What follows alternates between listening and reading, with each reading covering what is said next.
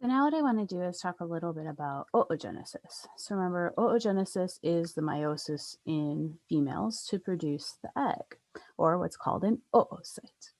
So same thing that we talked about with spermatogenesis, right? Same thing here. We have um, an X and an X, remember, because these are female. So we have colored them. They are notated as red and blue to look at the paternal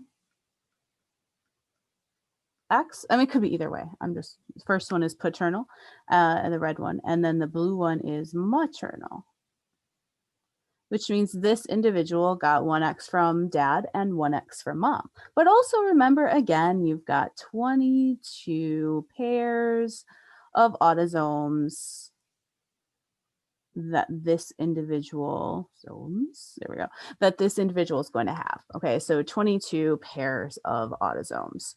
So again, we're going to ignore the autosomes a little bit, but you should be able to kind of figure out how many chromosomes are in each stage just, by remembering that those autosomes are there. So again, replication, this is interphase. So we get a replication. The maternal X goes from a single chromosome to duplicated, and so does the paternal, which is why we have two red X's and two blue X's. We will also then, of course, have the replication of all the other chromosomes too, as we begin meiosis 1. So this is the picture in your lab book of the normal oogenesis, right, where meiosis 1 and meiosis 2 happen normally. Now, one of the things you need to remember about oogenesis is that 4 equal cells are not made during oogenesis. During spermatogenesis, there are 4 equal sperm, right? They have different genes in them, obviously, but they are all functional. In oogenesis, we end up with one functional oocyte or egg, and we end up with 3 what we're called polar bodies. Now, these 3 polar bodies are all going to be non-functional, which means they don't get ovulated. They are never going to meet a sperm. So when we talk about oogenesis, it's a little bit different the way that we have to draw it, right, than would be when we talk about the spermatogenesis. So like this is the egg or the oocyte that is actually going to be ovulated. This is a polar body. It is not going to be ovulated. And then this one, it might split, it might not, honestly. It depends by the time it has been. So this cell takes everything out of it, right? These could have 2 non-functional polar bodies. So honestly, we can kind of ignore them. But one of the things you should remember is that this egg could end up with either the blue X or the red X. The red X could also be there. It's just kind of the luck of the draw. That's part of what happens during the independent assortment during meiosis. Maybe the red X's go up, maybe the blue X's go up. It's totally random, right? So that is an important part to remember about oogenesis. So when we draw this, we're going to have to draw it a little bit differently than we did with spermatogenesis, because not all cells are created equal in oogenesis. So we are going to walk through the 2 examples of what would happen with oogenesis if there was a non-disjunction in meiosis 1 and a non-disjunction in meiosis 2, the same way that we did with the spermatogenesis. But again, what we have to account for is these polar bodies potentially there or not. So let's look at that. Okay, so oogenesis, meiosis 1. So this means that the homologous chromosomes don't separate. Okay, there's no separation here in meiosis 1. Okay, so that means that our 2 X's are going to hang out together, right? Our homologous chromosomes stay together.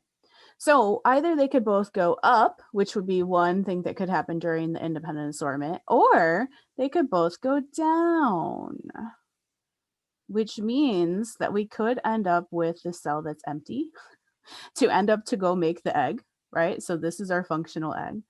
Or it could mean that we end up with an X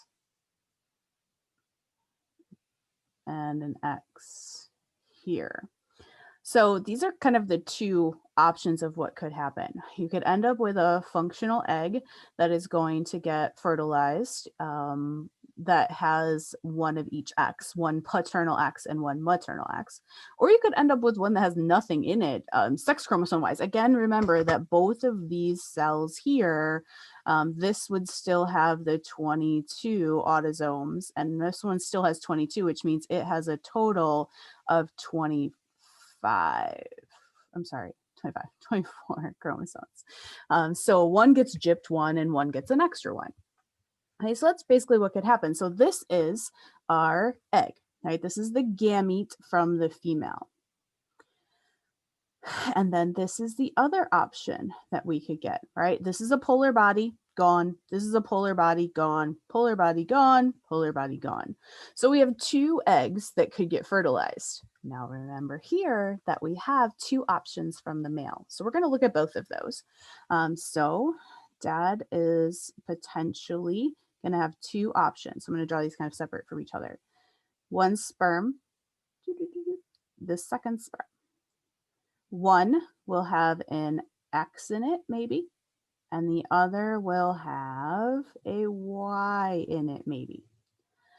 So with these two options, we have to think about both, because 50% of the sperm are going to have the X chromosome and 50% will have the Y chromosome approximately. So we have to think about what would happen there. So only one can be fertilized, or only one sperm can fertilize. But that means that both children, both options, again, there can't be two kids from this, but both options, both will get one of the X's, that is the red from mom, and one will get, they'll both get blue.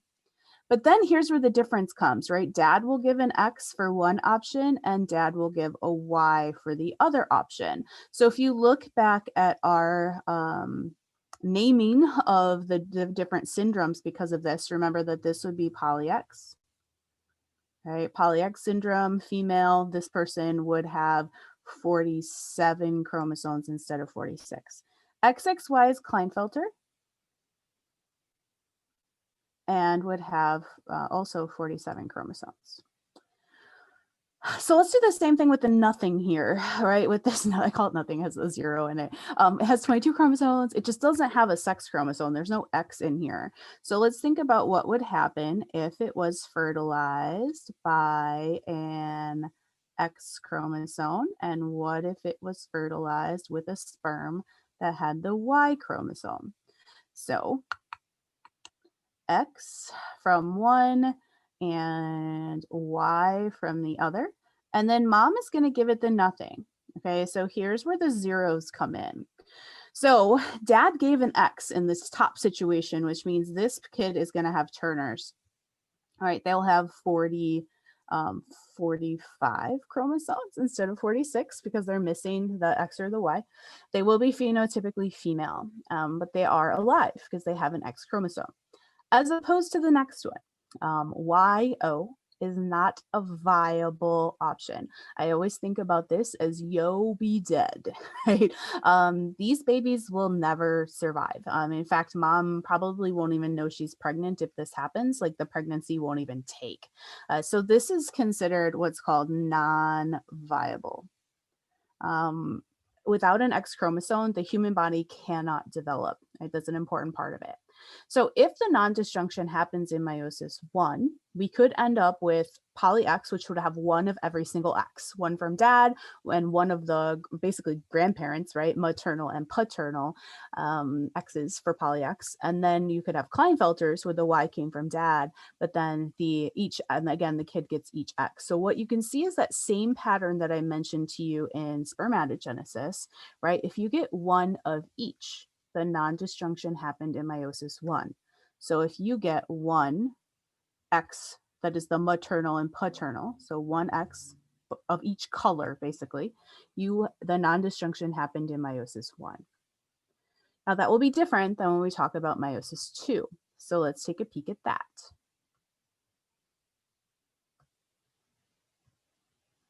So Same thing. I guess I really didn't need to go to the next slide, did I? But it's the same drawing, right? We're going to be looking at what happens if non-disjunction happens in meiosis 2, which means in meiosis 2, the sister chromatids don't separate. So the X's don't pull apart during anaphase 2, which means meiosis 1 is going to happen the way that it's supposed to. So we will see in meiosis 2, the red X's and the blue X's will separate from each other. Okay, they do separate. Now in this, because we have two drawings, we have two options. That's why you have two drawings here, right? So remember, the blue could go up, right? That could happen. Or, we could see a different, so again, the independent assortment would give us a different option here. And this would happen again, totally normally. So the X's either would go up or down. Meiosis 1 is perfectly fine. The homologous chromosomes separate. The next part, however, is where the error happens in meiosis 2, which means our sister chromatids do not separate, right? The X's either stick together and move up, and nothing is going to end up in that little one at the bottom, or the X's are going to stick together to go to the nothing, or to the little one, I shouldn't say nothing, and then this one will not get an X chromosome. So we have two different options here. Now, again, there are like technically 4 options because the blues could end up on top or the bottom, and I don't have all day, so we're not going to do every single option. But what I want you to see here is that we end up with 2 X's in, again, here we are looking at the egg gamete here, the oocyte. And then the polar bodies, which were these, are gone, right? They're not going to develop into an egg. So they're not considered something that could be ovulated. So we're not even going to pay attention to that. So our X's here are also going to have the option to get fertilized by a X or a Y sperm, right? So sperm, 2 options. We could have an X or we could have a Y. So what happens here? 1 X and then the other 2 X's from mom, which would only be one kind, right? Either the maternal or the paternal. They are the same. That is really important here. And then the other one gets a Y, and I guess I could write that. 2 X's from mom and a Y. So again, we end up with the same things, the same syndromes, but there's a major difference here because of the different kinds of genes that are being passed on. This is 2 of the same gene in meiosis 2. So we still end up with a poly X, where the person would have 47 chromosomes, or Klinefelter's, where you would also have 47 chromosomes. But again, same 2 genes. So if the blue gene here had color blindness on it, this kid would not get color blindness because they got the red genes. But if it was the X gene that had color blindness on it, now this kid has 2 genes for color blindness, or some other X-linked disease or disorder. So it is important to note which of X chromosomes got passed on here. So now let's look at the other option, right? Remember, polar bodies, dead, gone, not being ovulated. These, however, X sperm, Y sperm. This would result in dad giving the X to, and then mom giving nothing, right? Not giving it, but again, the other 22 chromosomes. And then the last option here would be the same thing we saw earlier, which is the YO, no X. So remember that is considered non-viable, right? Not going to happen. And this X, again, is another Turner. Turners, remember, have 45 chromosomes. They only have 1 X. So Same pattern that I talked about with spermatogenesis. If you have two of the same gene, the non-disjunction happened in meiosis one. Now, with something like Turner's, you can't tell, unless you know for sure where this gene came from. You don't even know if Turner's happened in mom or dad. So if this gene has something that you can trace, like one of the examples you're going to be doing on the questions in your lab book on page, I'm going to look this time, page 156, the last two, it gives you information, right? It tells you if the X chromosome has a certain disease on it or not. And then if mom had it or dad had it or mom's family had it or something, you can figure out where this X came from. But Turner's happens in pretty much every situation. So sometimes it is really hard to determine if the Turner happened in mom or dad, unless you have a gene you can trace. And in one of those examples, you will. But if you have something that's either Poly-X, Klinefelter's, or Jacob's, you can tell if it happened in meiosis 1 or 2. You can tell if it happened in mom oogenesis or in dad spermatogenesis. So that's some of the playing that you're going to do here. And again, I think my quickest tip that I've given you already, if there's two of the same gene, then it happened in meiosis 2. If there is one of each, then it happened in meiosis 1. So you should be able to track those patterns as you are playing with some of this stuff.